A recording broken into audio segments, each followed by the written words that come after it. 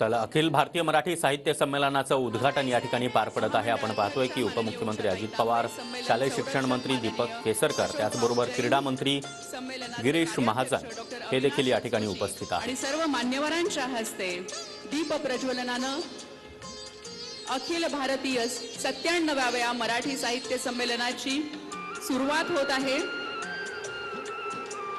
येथे दिव्या दिव्यांचा ऐसा प्रकाश व्हावा, येथे दिव्या दिव्यांचा ऐसा प्रकाश व्हावा, प्रत्येक झोपडीचा अंधार मावळावा।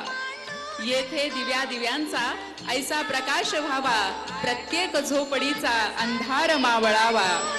आकाश चंद्र तारे जाणून खूप झाले, आकाश चंद्र तारे जाणून खूप झाले, माणूस माणसाला आता तरी कळावा, माणूस माणसाला आता तरी कळावा। ह्या ज्योती साहित्याच्या, ह्या ज्योती सृजनाच्या, ह्या ज्योती आहेत मनामनातील संवेदनांच्या। मनापासून धन्यवाद। यानंतर कार्यक्रमात पुढे जाताना आज आपल्या उद्घाटन सोहळ्यासाठी मान्यवर लाभलेले आहेत आणि त्या मान्यवरांचं स्वागत होईल।